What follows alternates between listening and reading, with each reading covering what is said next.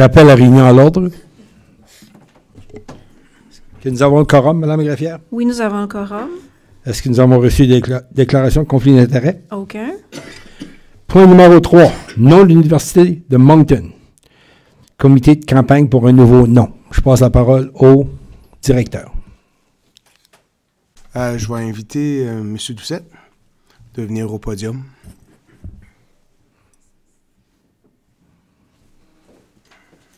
Merci tout le monde. Bonsoir.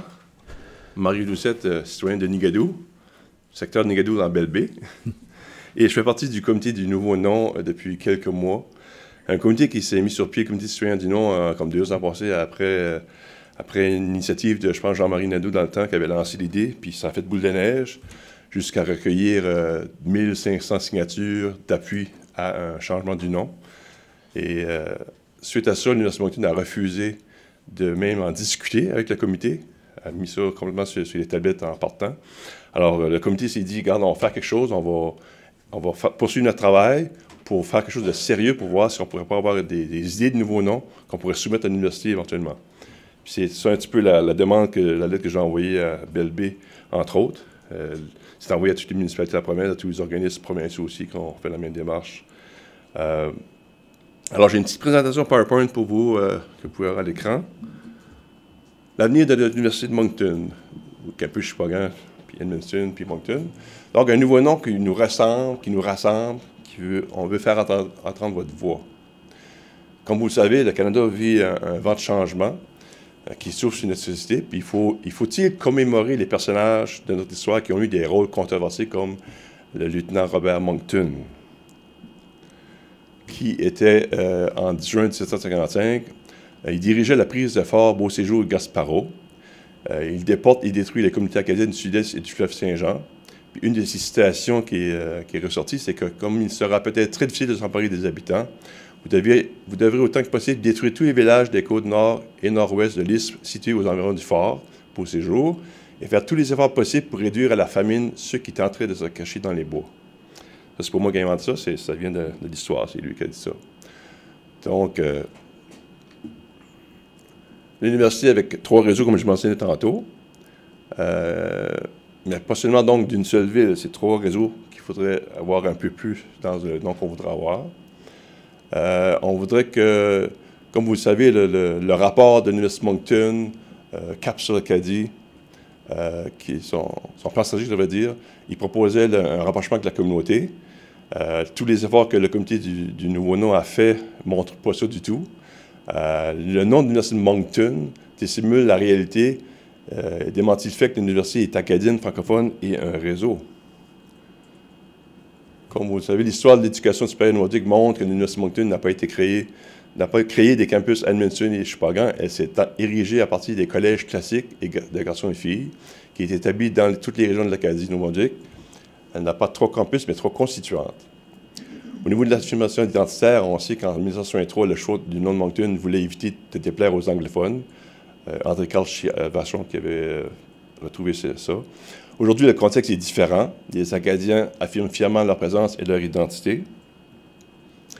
Et comme je disais tantôt, le Comité citoyen pour un nom, suite au refus de l'Université de Moncton d'entendre leur voix, leurs 15 signataires de la lettre, ont mis sur pied un groupe de travail pour le choix de nouveaux noms, composé de gens extrêmement sérieux, éduqués, dont Adrien Bérubé, qui est un doctorat en géographie et ancien professeur à l'Université de Moncton, campus d'Edmundston, Claudette Laville, qui a une maîtrise en éducation, initiale d'éducation et des SFS, Nicolas Landry, doctorat en histoire, ancien professeur et ex-doyen de l'Université de Moncton, campus de Sheboygan, et Reine Savoie, qui a une maîtrise en éducation, carrière en enseignement postsecondaire au Collège communautaire et au campus de Sheboygan de l'Université, Luc Thériault, un doctorat en sociologie, professeur de l'Université de UNB, Élise Ouellette, qui agissait comme secrétaire, qui a une maîtrise en sociologie. Donc, comme vous voyez, ce n'est pas des 2 de pique, c'est des gens qui sont très sérieux, qui connaissaient leurs choses, leurs affaires. Puis ce groupe de travail-là a évalué 72 noms qui ont été soumis par la population via les Facebook, les échanges qu'il y a eu un peu partout dans les médias, et dont 42 ont été retenus pour analyse. Selon 9 critères que vous voyez là, on voulait que ce soit l'acadianité qui soit représentée dans le nouveau nom, que ce soit une mission francophone, un réseau provincial, l'efficacité, la neutralité, la pérennité, la durabilité, tourner vers l'avenir, puis l'accessibilité sociale. Des exemples de noms qui ont été analysés dans les 42, il y avait Anthony de Maillet. D'ailleurs, ça, c'est un des noms que moi j'avais suggéré. Le nom que j'avais suggéré, je n'ai pas suggéré plusieurs, dans celui-là seulement. Louis Robichaud, Moncton, qui était revenu aussi dans les discussions, qui est un personnage de le lieu, évidemment. Université Acadie, de l'Acadie ou d'Acadie, ça reste à définir. Université Nouvelle-Acadie, Université acadienne, Université francophone du Nouveau-Brunswick, Université francophone atlantique et Université Beau Séjour. Il y a 3 noms qui ont été retenus pour un vote. L'Université d'Acadie, que vous avez peut-être vu dans la conférence de presse de jeudi dernier qui a été faite à cet égard-là, l'Université francophone atlantique et l'Université Nouvelle-Acadie. C'est les 3 noms qui vont être soumis au vote. Je vais tantôt les dates, là. Puis comme vous voyez, il y a une petite note en bas qui dit qu'Anthony de Maillet n'a pas été retenu, bien qu'il ait eu une performance extrêmement élevée versus ses critères, autant que les 3 autres que vous voyez là. Mais heureusement, il est toujours parmi nous, donc on n'a pas daigné utiliser son nom parce qu'il est encore vivant parmi nous. Et aussi, je pense que sa santé n'est pas si évidente que ça pour l'approcher à ce niveau-là. Ensuite, comme je disais tantôt, il y aura un vote qui sera fait entre le 14 février et le 22 mars prochain, qui va être confidentiel. Il faudra choisir un nom qui incarne notre valeur, notre histoire et notre avenir. Puis, ce qu'on demande aux municipalités, aux organismes, à tout le monde, c'est de partager le lien que vous voyez là, qui est www.nouveaunom.ca, pour permettre au plus grand nombre de personnes de voter. Il y a même un code QR pour ceux qui voudraient aller directement sur le site Web. Puis le site Web est présentement ouvert, il est accessible. Le premier icône, qui est le vote pour le nom, lui, sera seulement en activité le 14 février. Moi, ça fait le tour d'un peu ce qu'on savait comme présentation. Je vous remercie beaucoup. J'aimerais sortir d'ici avec un engagement quelconque de la BLB, pas nécessairement à prendre position pour un nom comme tel, mais au moins partager l'information avec ses concitoyens et concitoyennes de la ville. Ça serait intéressant si on pourrait avoir ça. Est-ce qu'il y a des questions ou commentaires? Avez-vous des questions? Olivier. Merci pour la présentation, Mario. Moi, je trouve ça intéressant. C'est un sujet qui est important. J'ai une question par rapport à l'actualité du 9 décembre 2023. C'est marqué que le Conseil rejette l'idée de changer de nom. Est-ce qu'ils sont prêts à revenir? Est-ce qu'ils sont prêts à revenir dans la discussion? Est-ce qu'aujourd'hui, c'est quoi leur état d'esprit? Parce qu'il y a un vote qui s'en vient. Puis ça va être... De l'université? Oui, c'est ça. Présentement, on n'a aucun indicateur, aucun signal de l'université. D'ailleurs, suite à la conférence de presse pour dévoiler les 3 noms qui seraient soumis au vote de jeudi dernier, l'université a dit aucun commentaire. Donc, pas de commentaire, on n'a aucune idée de leur position. J'assume que c'est statu quo qui ne veulent rien changer. Là. Ça sera à eux de leur demander officiellement quelque temps. D'autres questions? Ronnie. Oui, merci, M. le maire. Mario, belle présentation, belle initiative. Nous autres, au niveau de la municipalité, tu nous demandes juste de donner l'information aux citoyens pour qu'ils peuvent prendre position sur les noms qui sont recommandés. Je trouve que c'est une belle approche. Et aussi que notre politique de partager l'information sur notre site le permet, moi, j'ai aucun problème avec ça. Je trouve que c'est une bonne idée. Plus de monde qui participe, plus d'informations vous aurez. Oui. D'autres commentaires? Questions? Gaston. Oui, merci Mario. C'est comme ça, c'est pas une lettre d'appui que tu demandes, c'est juste qu'on partage les... Parce que les lettres d'appui, je pense que les anciens villages, comme nous autres, Tirochon, on l'avait déjà envoyé. Là. Oui. C'est tenu en compte, ces lettres-là, déjà? Bien, c'est dans les 1500 signataires qui appuyaient la démarche d'avoir un nouveau nom. Petit Rocher et d'autres municipalités sont là-dedans. OK. Fait que pour la prochaine étape, c'est de passer au vote puis de partager la bonne nouvelle au plus grand nombre de personnes possible pour qu'ils puissent aller voter. Si vous voulez faire une déclaration publique à cet égard, comme quoi vous réitérez, vous pouvez le faire aussi, mais on vous demande pas d'aller jusqu'à là si vous n'êtes pas prêt. Mais par contre, de diffuser l'information dans les sites web, médias sociaux, bulletins d'information de la municipalité, etc. Là. OK, merci. Marie. Il me semble que Belleville a appuyé une lettre d'appui l'année dernière, je crois. Avant ça, moi. Mais on a fait, je me souviens qu'on a donné une lettre d'appui. C'est juste parce qu'on parlait des villes et villages, là, mais Belleville a appuyé. Questions? Commentaires? Merci, Mario. Merci à vous.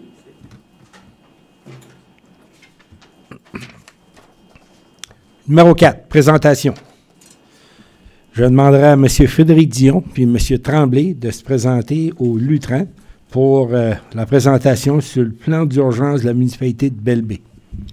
Pour les gens à la maison, puis ceux ici dans la salle, une des choses qui manquait ou qui avait besoin d'attention dans les anciennes municipalités, c'était notre plan d'urgence. Vous savez que depuis de nombreuses années, il y a toutes sortes d'événements qui arrivent. On n'est pas à l'abri. Les feux de forêt l'an passé, le verglas en 2017-2018, je crois.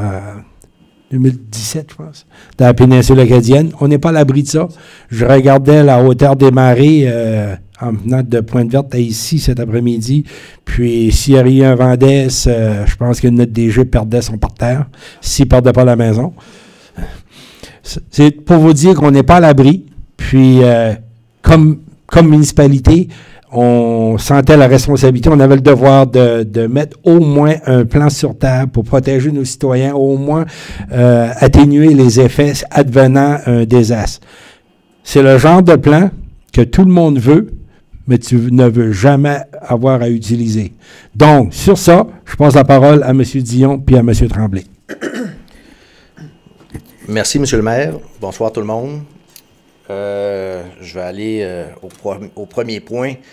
Vous avez parlé de M. Tremblay, donc effectivement, le mandat a été confié à moi et à Alain Tremblay, qui est un ancien sergent, en fait un sergent de la GRC à la retraite, et moi qui est consultant là, dans le domaine municipal, pour élaborer l'ébauche, en fait l'ébauche dans la mesure où ça demeure une ébauche tant que ce n'est pas adopté par le conseil municipal, du plan de mesures d'urgence de la municipalité de Belle-Baie. Donc, le premier plan de la nouvelle municipalité. Donc, on s'est divisé un peu le travail. Alain est un gars plutôt terrain, donc il a fait énormément de travail là, pour recueillir des informations auprès des organisations, tisser des liens, des entreprises. Donc, c'est un élément au niveau opérationnel qui va se retrouver dans le plan. Et moi, de mon côté, je me concentre sur la partie un peu théorique là, du plan en question. Donc, il y a eu, rapidement, 2 rencontres du comité de sécurité publique et j'aimerais souligner là les membres qui sont M. Joël Olivier Dillac, et il y avait M.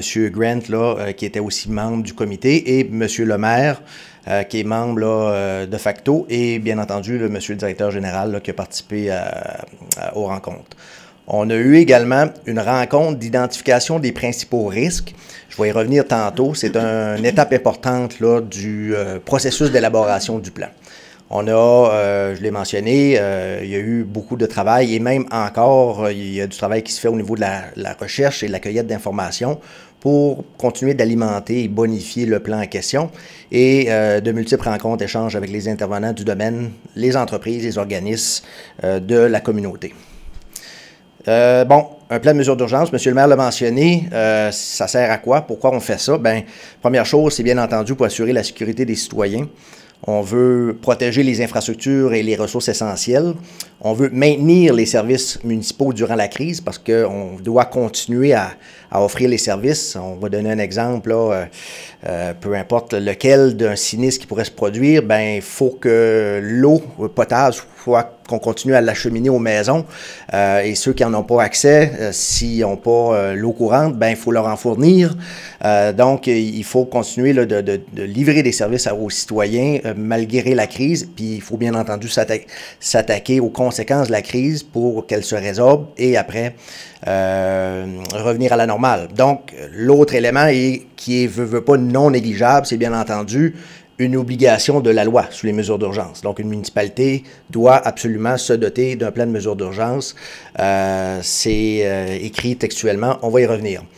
Et bien entendu, on peut spécifier aussi le contexte. Donc, on connaît la situation au niveau des changements climatiques. On a aussi des infrastructures vieillissantes, ponts et ponceaux particulièrement. Ça a été un des éléments, justement, des risques identifiés. On y revient tantôt. Et les risques technologiques nécessitent une préparation rigoureuse. Les risques technologiques à différents niveaux, on pourrait même penser simplement là, aux possibilités là, d'hameçonnage ou de prise en otage des informations de la municipalité. On pourrait parler d'attaques terroristes, cyberterroristes. Ça fait partie des nouvelles réalités d'aujourd'hui. La loi sur les mesures d'urgence eh bien, on stipule très clairement c'est quoi les pouvoirs des municipalités. Là, j'ai mis l'article 9 là, parce qu'on spécifie justement là, la nécessité d'élaborer et d'approuver le plan des mesures d'urgence par les municipalités. Mais il y a aussi plusieurs références lorsqu'on parle de la proclamation de l'état d'urgence, de l'avis qui doit être transmis au ministre, après ça, toutes les étapes qui doivent être suivies. Et ça, c'est bien entendu, pour l'article 9, le pouvoir des municipalités, mais le ministre de la Sécurité publique a aussi un pouvoir de décréter un état d'urgence sur le territoire. Une municipalité peut le faire au niveau local, mais le ministre peut le faire aussi à un autre niveau, surtout quand on parle d'un sinistre qui touche plus d'une municipalité, une plus grande région. La vision et la mission, c'est pas adopté, donc c'est une proposition. Donc, c'est un élément important quand même pour définir pourquoi on fait ça et où on s'en va avec ça. Donc, tout simplement, si on veut le résumer, donc c'est un élément là, que devra valider le conseil municipal. Donc, sur le vol rapide de la municipalité, on se rappelle, on a eu en création de Belle-Baie, avec parmi toutes les autres municipalités dans la province. Donc, aujourd'hui, Belle-Baie, c'est plus de 14 000 de population. Ça, on s'entend, c'est le recensement de 2021. Probablement qu'on se rapproche peut-être aujourd'hui davantage du 15 000. On verra au prochain recensement. Les attraits ou la réalité du territoire, bien entendu, on a un littoral, on a la mer qui est proche. On a un caractère rural, la forêt, un milieu de vie paisible aussi. Les activités économiques, la pêche, commerce, services, le tourisme. Et dans les risques, bon, évidemment, on résume là, très sommairement, là, mais on sait que les tempêtes côtières, les tempêtes hivernales, les inondations, incendies de forêt, ce sont des risques là, et chaleur extrême, oui, de plus en plus, bien entendu. Ce sont des risques là, qui vont affecter, ou qui ont déjà affecté, du moins, la municipalité, ou qui peuvent affecter la municipalité dans le futur, qui l'ont déjà fait dans le passé. Les buts et objectifs du plan, bon, l'organisation des mesures d'urgence de la ville de Belle-Baie est de développer un plan qui définisse clairement les responsabilités et les activités à mettre en œuvre pour assurer la sécurité et le soutien de la communauté pendant un sinistre.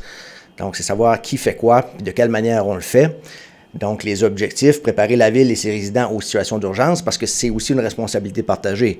Vous vous rappelez, là, on le sait, la fameuse trousse du 72 heures, là, bien ça va faire partie aussi dans les activités de sensibilisation de vos citoyens, de se préparer, parce que la municipalité ne peut pas quand même répondre à toutes les demandes. On espère que les citoyens sont prêts de leur côté à assumer du moins leur propre sécurité. Donc, ça va se faire via des exercices de sensibilisation, d'information. Identifier et évaluer les risques les plus susceptibles d'affecter la communauté. Je le répète, on a fait un exercice au mois d'octobre. Prévenir et atténuer les impacts de ces risques. Définir clairement les rôles et responsabilités des intervenants. Intervenants, on sait, là, bon, qui fait quoi? La municipalité, les employés municipaux, le service de police, le service de pompiers, l'organisation des mesures d'urgence. Après, qui peut des fois contribuer si on a un sinistre important? On peut faire appel à des entreprises privées, on peut faire appel à Énergie Nouveau-Brunswick, ministère des Transports, on peut faire appel à tout ce que vous pouvez penser qui peut jouer un rôle pour aider à justement répondre à une situation de crise. Mettre en place un système d'intervention coordonné, prévoir un plan de rétablissement efficace et établir et maintenir une liste de contacts stratégiques. Quand on parle de mesures d'urgence, il y a 4 piliers fondamentaux, dont la théorie, mais ça s'articule après ça autour du plan. C'est bien entendu l'atténuation, la préparation, l'intervention et ensuite le rétablissement pour un retour à la normale. Au mois d'octobre, on a réuni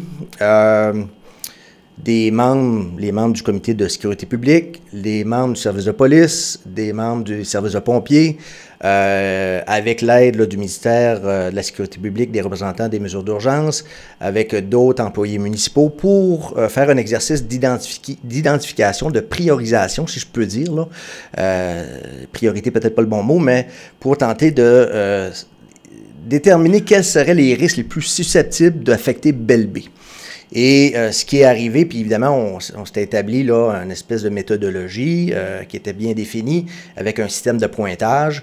Il y a eu des discussions, des débats, et finalement, on est arrivé avec 4 risques qui dépassaient, là, disons, un certain seuil pour arriver à 4 qui ont été identifiés. Donc, les blizzards, les verglas. On n'a pas besoin de chercher trop longtemps pour voir des exemples de situations où ça s'est passé dans des passés pas très lointains. On n'a qu'à penser ce qui avait arrivé dans la péninsule acadienne en 2017. Des blizzards aussi, on sait que ça peut créer des situations où on a des chemins qui sont bloqués. Si c'est combiné avec un verglas, une perte d'électricité, ça peut créer des situations de crise. Incendies forestiers, de plus en plus, on a des périodes, disons, on va dire caniculaires dans l'été, période de sécheresse. On est une municipalité qui a beaucoup de forêts. On a juste besoin là, de se promener dans la municipalité et des forêts, des fois aussi là, de monoculture avec des épinettes, pas nécessairement des plantations, mais c'est simplement la flore que l'on a puis sur le territoire. Donc, ce sont des terrains propices là, au développement d'incendies et ça peut, bien entendu, causer des situations problématiques. On l'a vu, bien entendu, au Canada aussi. On a vu des situations au Nouveau-Brunswick dans le passé, puis on a vu en Nouvelle-Écosse récemment, où on a eu des situations de crise liées à des incendies de forêt.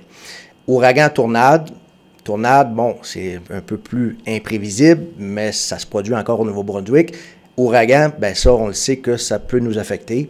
On a eu souvent des restants de tempête, des queues d'ouragan, comme on appelle, là, mais on se rappelle d'Arthur aussi, quelques années passées, qui avait affecté là, la région. Une tempête de catégorie d'ouragan qui frappe en plein été avec les feuilles pleines d'arbres, les arbres pleins de feuilles plutôt. Ça avait créé des dommages importants avec des branches cassées, des pertes d'électricité, des pannes d'électricité. Donc, c'est des situations qui se sont produites et qui vont se reproduire. Effondrement d'un pont, ben ça, c'est particulier, mais on est une communauté avec beaucoup de ponceaux.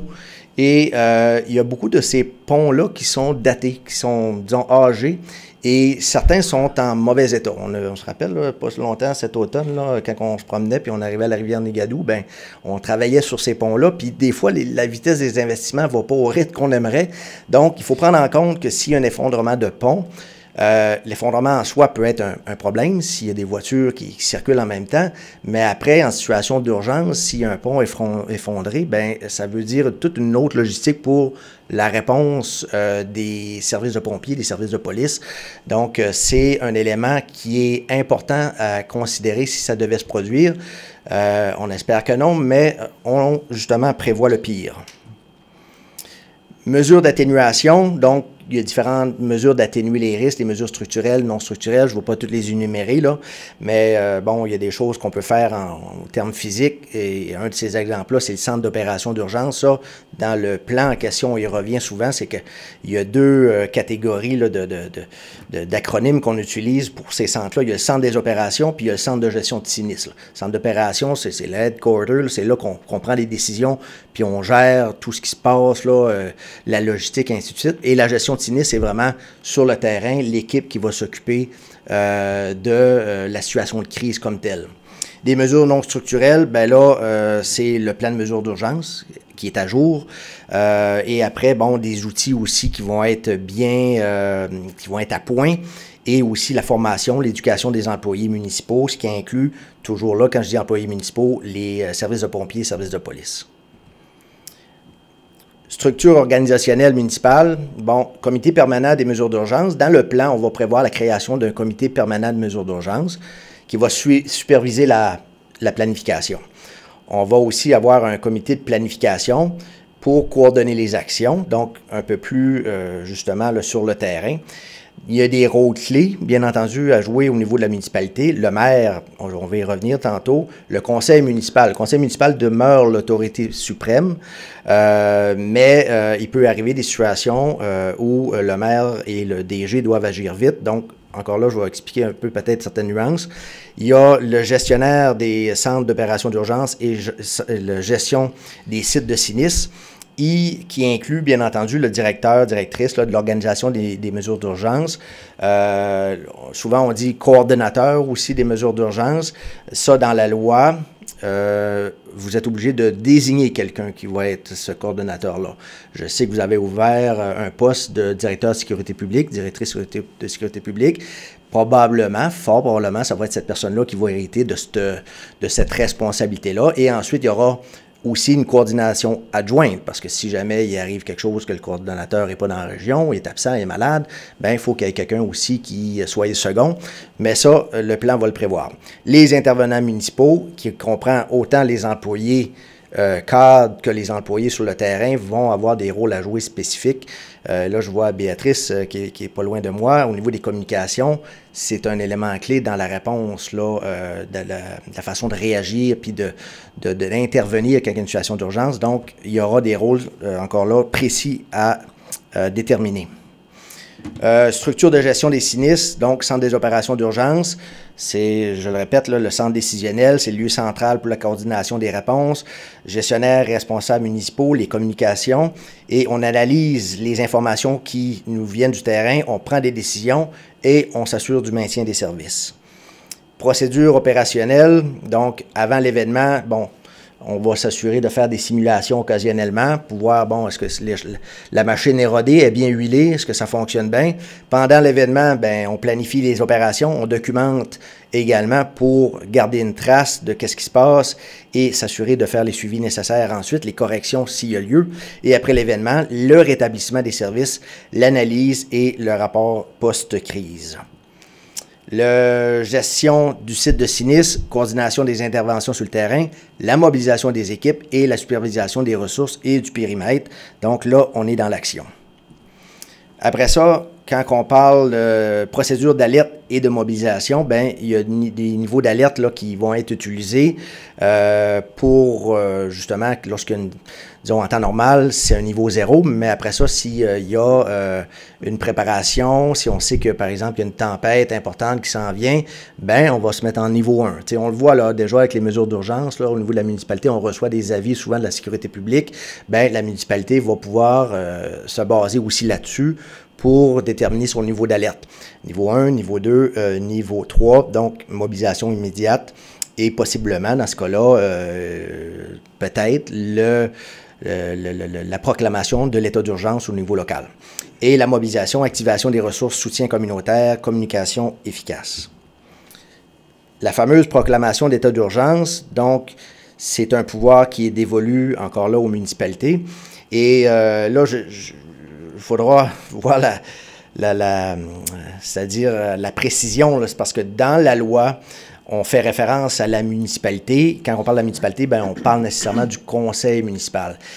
Il y a un outil à la province qui s'appelle le plan de mesures d'urgence du Nouveau-Brunswick qui aide à l'élaboration des plans de mesures d'urgence où on parle de la possibilité que le maire puisse décréter l'état d'urgence. Et ce qui est pas, disons, farfelu, dans la mesure où, si on n'est pas en mesure de réunir le conseil municipal rapidement, il est possible que le maire puisse devoir le faire. La seule petite chose, c'est que pour être clair qu'il n'y a pas de remontrance fait au maire, vous devriez, dans votre arrêté municipal et dans votre plan de mesures d'urgence, s'assurer de donner le pouvoir au maire dans des circonstances exceptionnelles, jusqu'à temps que le conseil puisse se réunir, de pouvoir décréter un état d'urgence pour être ensuite validé par le conseil municipal. L'objectif, c'est bien entendu de mobiliser les ressources et activer les protocoles exceptionnels. Donc, c'est assez quand même important comme pouvoir. La municipalité peut réquisitionner des équipements pour pouvoir intervenir. Disons, il y a un feu de forêt, puis il faut bâtir. Puis on sait, le feu de forêt, il y a des responsabilités. Par exemple, les ressources naturelles vont jouer un rôle.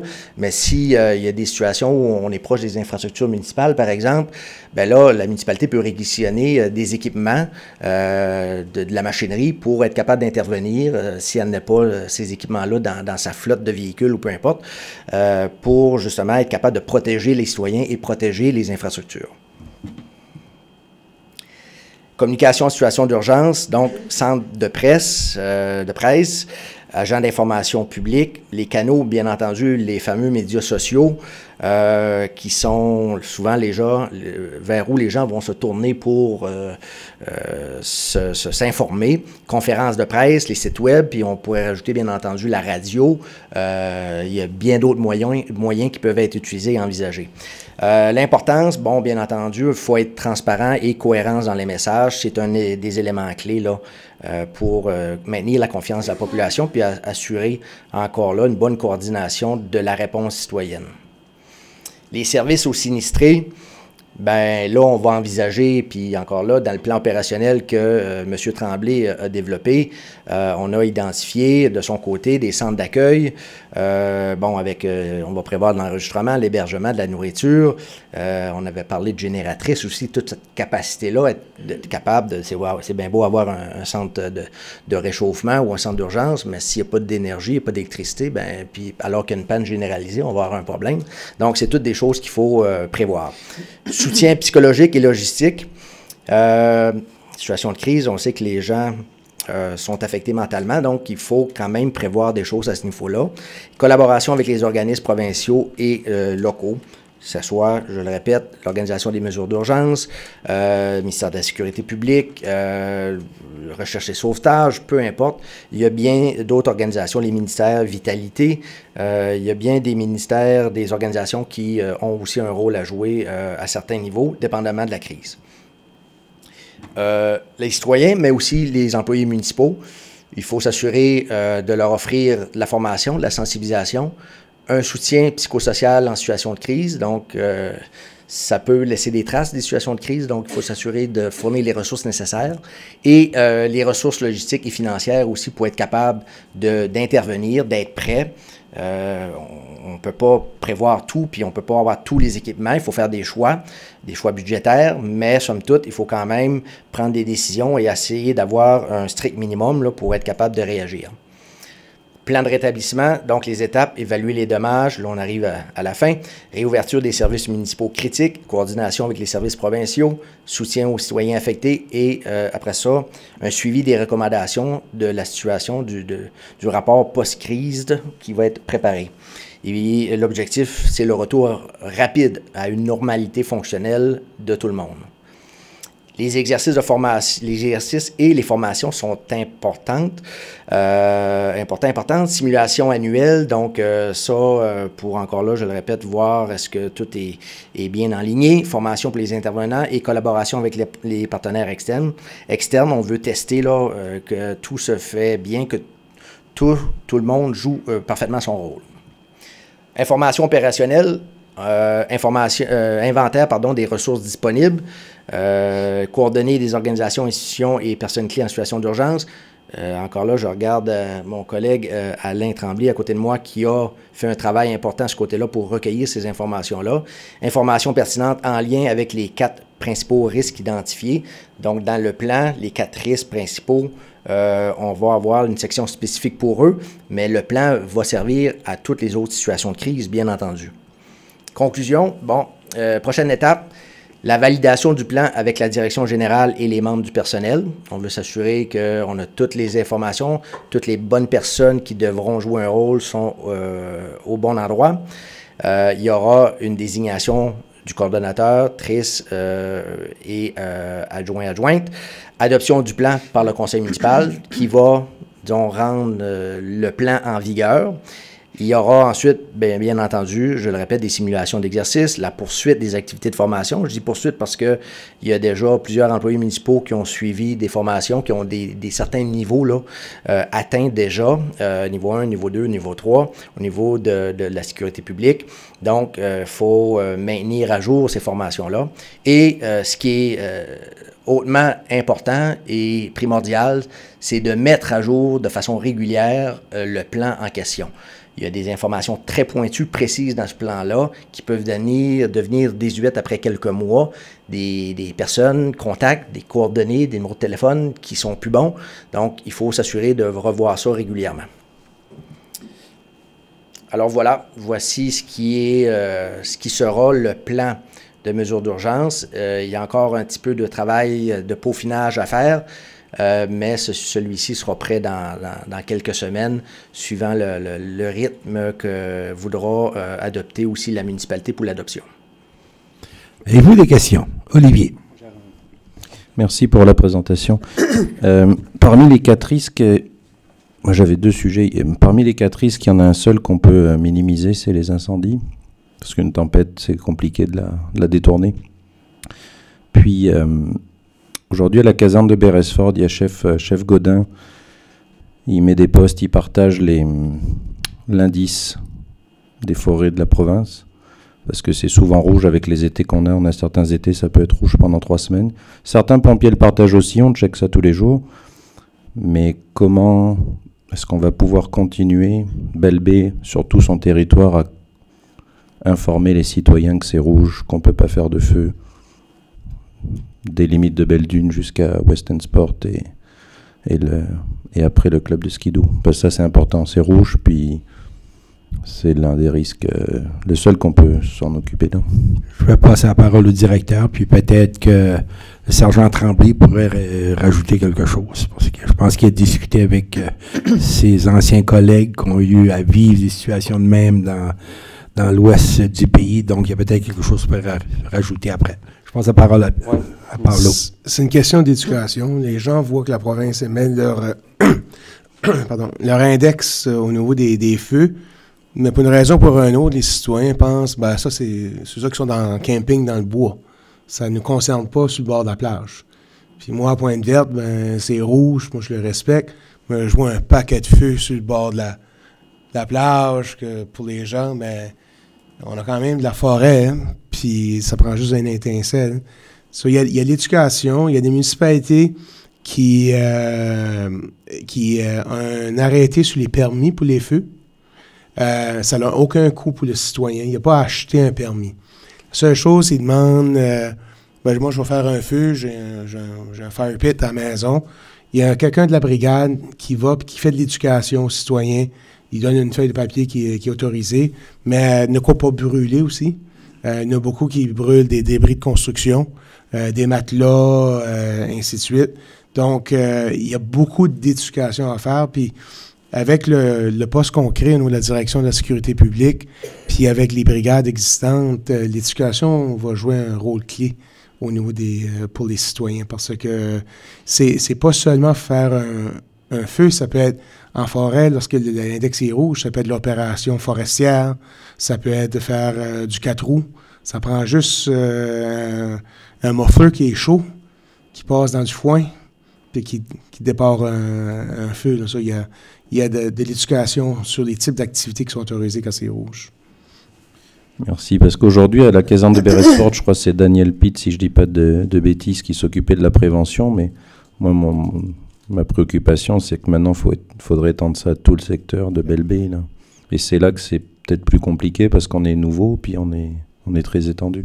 Puis j'avais juste un deuxième sujet, c'est quand je vois les images de Californie, là, qui sont impressionnantes, avec 200 000 évacués et 30 morts, si on doit évacuer Belle-Baie comme dans 5 minutes, est-ce qu'on a un système qui prévient la population? Un système qui n'est pas Facebook, pas le téléphone, comme des sirènes ou quelque chose, quelqu'un qui est chez lui entend quelque chose, puis dit ça sonne, faut qu'on s'en aille. Autrefois, on avait des systèmes de sirènes sur les toitures d'école. Je me souviens à l'école Sainte-Famille, quand j'étais jeune, ils les activaient une fois de temps en temps, mais c'était plus pour l'après-guerre froide là, que ces sirènes-là ont été placées. On regarde à une solution similaire à ce que Beresford ont pour télématique, où ils reçoivent des textos ou un courriel. S'il y a des avis, donc on est en train de regarder à quelque chose pour l'ensemble de la population. On regarde également avoir des ententes avec 2 écoles sur notre territoire pour accueillir les gens.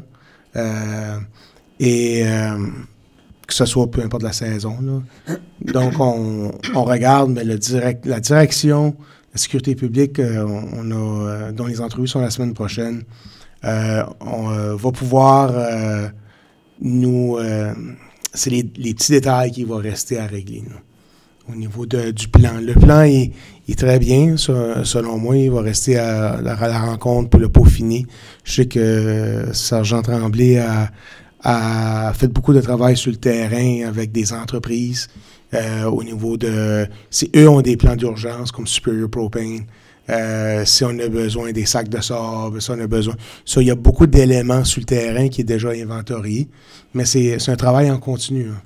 C'est comme l'éducation puis la simulation. C'est pas parce que... Tu sais, à soir, vous avez dit, peut-être la présentation que M. Laurent a faite 2 semaines passées, vous avez peut-être plus ou moins appris grand-chose. C'est correct, parce que ça va de la répétition, parce que lorsque nous, on a eu de la formation, puis on a eu de la simulation à faire, on était 8-9 de Belle-Ville, un samedi puis un dimanche, puis il te donne 30 minutes à élaborer ton plan initial, ça passe vite. Ça va être toujours de la répétition, puis de la formation, puis de la réévaluation. M. Tremblay, je ne sais pas si vous voulez ajouter. Oui, tu peux avoir le plan le plus parfait que tu penses, mais en réalité, si tu étais capable d'aller chercher peut-être un 20 ou 25% du plan qui fonctionne, c'est déjà bon. Je vais vous donner un exemple. Mon garçon, il était à Fort McMurray quand il y a eu des incendies 5 ou 6 ans passés. C'est le chaos total. Les gens ne veulent pas laisser le bien en arrière. Ça fait qu'ils partent avec le bateau, le trailer avec le 4 roues, le Winnebago. Ils emmènent le maximum de choses. Les routes sont congestionnées. C'est pour ça, comme Paulo il en mentionne, beaucoup d'éducation à faire. Énormément d'éducation. Et si je pourrais me permettre un dernier point pour le plan d'urgence, il y a un élément que je ne suis pas capable de rencontrer, puis c'est les animaux de compagnie. Pratiquement un chien ou un chat, pratiquement aux 2 ou 3 maisons, facilement. Les gens ne voudront pas laisser leurs animaux de compagnie à l'extérieur ou les laisser à l'intérieur. Qu'est-ce que je ne suis pas capable de mettre sur pied, c'est un endroit. C'est à cause de ça que je vous en parle ce soir. Vous êtes tous ici, incluant les messieurs en arrière. Là. Si vous avez des contacts de quelqu'un qui serait prêt à collaborer avec nous autres pour avoir un gros garage, qu'on pourrait emmener les animaux de compagnie là. Je suis en démarche avec le SPCA, puis les vétérinaires du coin pour avoir de la nourriture pour les animaux pour une période de peut-être 24-48 heures. Le temps qu'on puisse... Parce qu'on ne peut pas emmener les animaux de compagnie dans des endroits de rassemblement avec les gens. Vous savez comme moi, ça ne fait pas de sens. Ça fait que si vous êtes capable de nous trouver ça, vous pouvez appeler la municipalité, puis ils vont nous donner mes coordonnées. Je suis pas capable. J'ai approché tellement de monde, puis là, je suis dans un dilemme. Ça fait que si vous êtes capable de... Faites aller vos contacts. J'apprécierais beaucoup. Merci, M. Tremblay. D'autres questions? Marie. Tout de suite, M. Tremblay, quand vous avez mentionné ça, j'ai tout de suite pensé à je ne sais pas le nom, là, mais l'équitation près de chez nous, là, quand on s'en va vers la plante, il y a un gros centre d'équitation. J'ai pensé à ça, là, je me semble que je vois ça, là, où est-ce que les endroits où est-ce que les chevaux sont entraînés, puis c'est intérieur aussi, je pense. C'est assez gros, là. En montant vers... c'est en montant vers Alcida? Alcida. C'est un... En tout cas, il me semble que pour 24-48 heures, un endroit comme ça serait parfait pour des animaux parce que c'est comme un grand terrain d'entraînement là, pour les chevaux. Ça m'est venu tout de suite, là, je vous dis ça de même. Hein? OK. Je vais vous faire un suivi là-dessus définitivement. Merci. L'ancienne propriété à René-Robé. Oui, c'est ça. Ouais. Il y a un point de verte aussi. Oui, c'est vrai. OK. Si vous avez de l'info, vous pouvez juste me l'écrire sur un post-it, puis me le donner, puis je vais faire des suivis certains. J'apprécie beaucoup. Est-ce que vous regardez à un endroit chauffé? Si c'était en hiver, ça prend un endroit chauffé, non? OK. Mais le plus possible, mais garde. Mais les propriétaires ne vont pas avec leurs animaux. Les animaux Non, sont ça dans va des être une cages. coordination, ça va être un plan Wow. pratiquement à part Wow. qu'il faut développer parce que c'est problématique. Il y a beaucoup de problèmes dans l'Ouest canadien où il y a eu des grosses évacuations des animaux domestiques. C'était juste ça, gérer ça, s'assurer que les gens sont confortables, qu'on prenne les animaux de compagnie puis qu'on en prenne soin pour une période de 24, 36, 48 heures. C'est pas évident. Mais on peut pas mélanger les animaux de compagnie puis les humains dans le même endroit. C'est rien du bon sens. Si je ne me trompe pas, à Terre-Neuve, ils les avaient toutes mis à l'aéroport dans un hangar. Excuse-moi, j'ai pas- À Terre-Neuve, quand il y a eu l'avion qui s'est écrasé, ils ont mis tous les animaux qui étaient sur l'avion dans un hangar à l'aéroport qui est chauffé. Ça, c'est peut-être une autre option. Bon, il y a des hangars à l'aéroport de Bathurst qui sont quand même pas utilisés. C'est certain qu'on essaie de garder ça in-house. Ouais. Pour éviter que les gens, déjà là, juste contrôler les accès routiers pour que les véhicules d'urgence se rendent, exemple, à un feu de forêt. Juste gérer les axes de circulation, ça va être déjà une job à temps plein.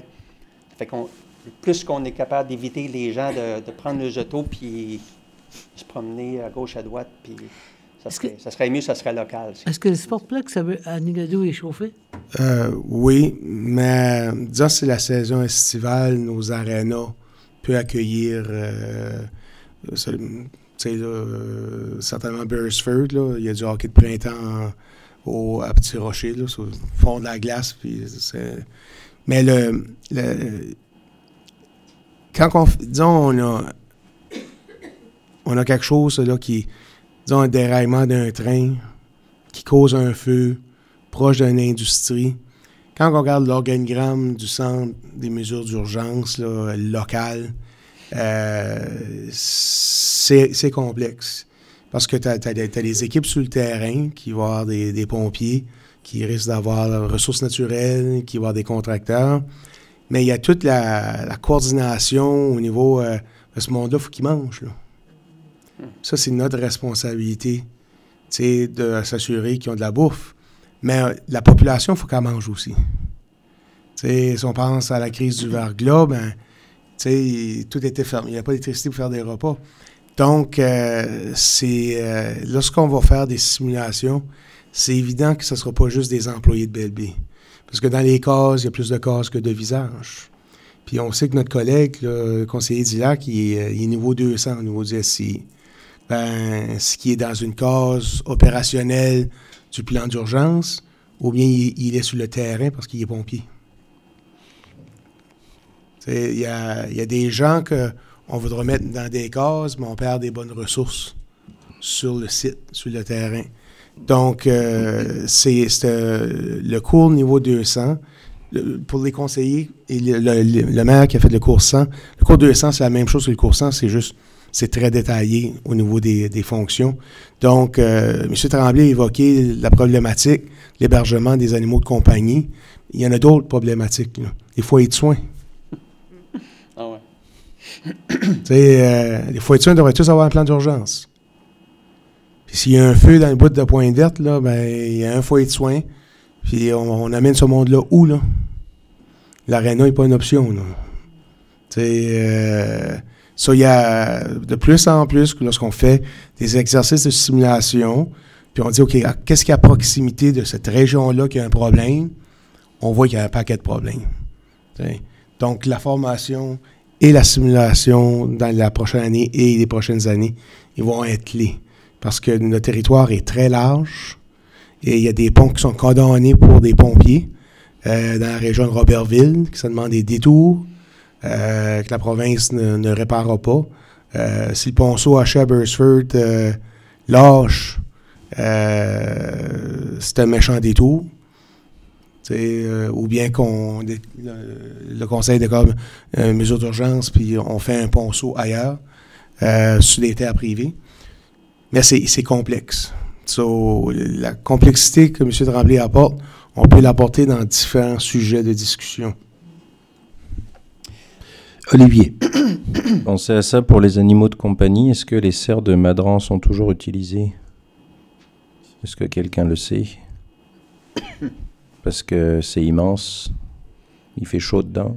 Les quoi de madame? C'est dans un endroit tranquille. Ancienne pépinière. Ouais, c'est ça. Ça peut être une piste parce qu'il n'y a rien d'autre là-dedans. Là. C'est privé, ça? C'est ça? Oui, c'est privé, ça. Je pense. Oui.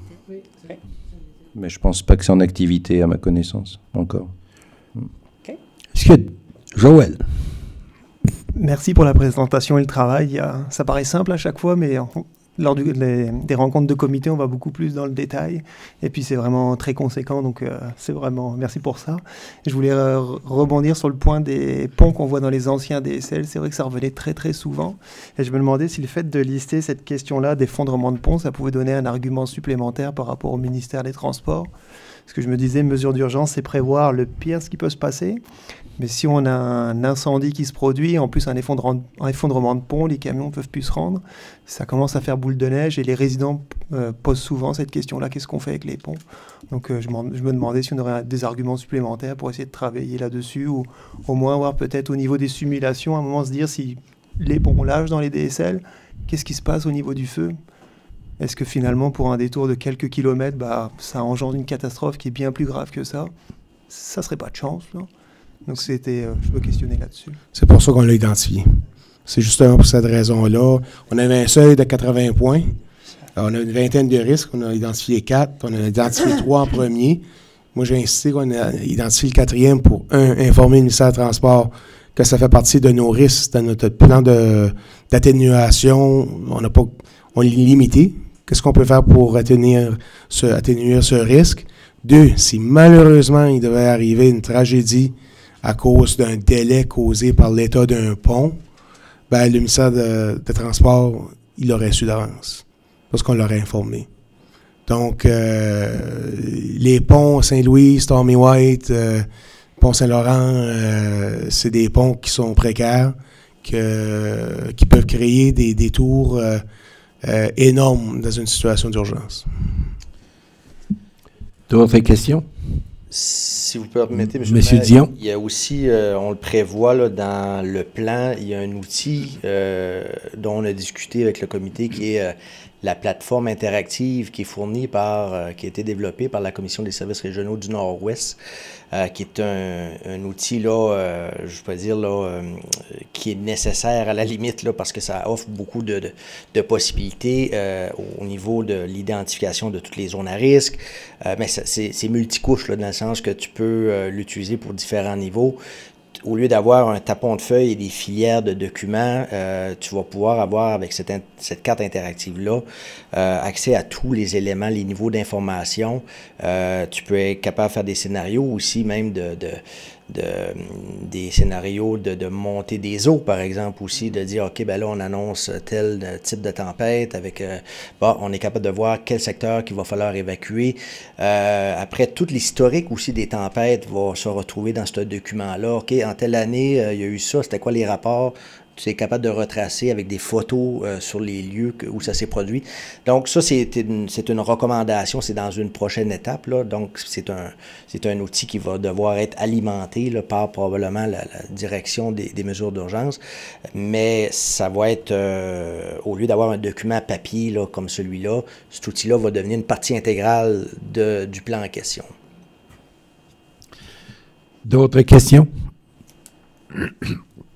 Comme vous pouvez voir les gens ici de la foule, puis les gens à la maison, on essaie de se préparer. Imaginez-vous qu'on doit trouver un endroit pour les animaux de compagnie en plein milieu d'une crise, où il faut deviner quel est le détour le plus court.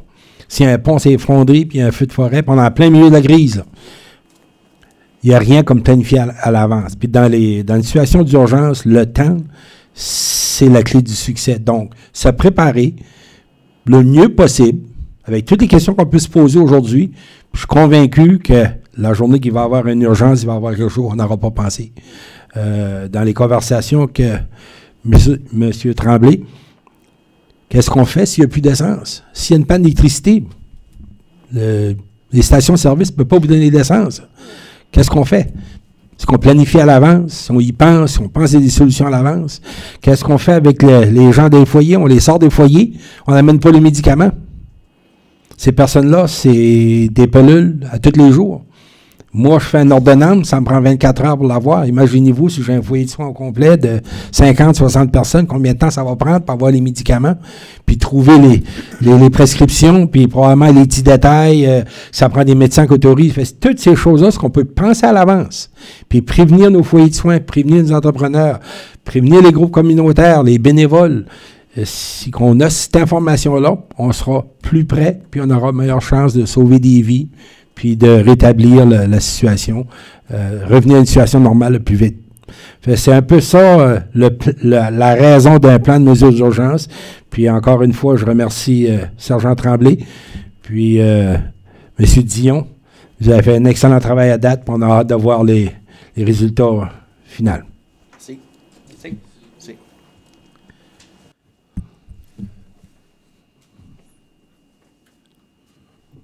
Moi? Oui. C'est Charles? Tu remplaces Charles, oui? Oui. Je propose l'ajournement. J'ai essayé.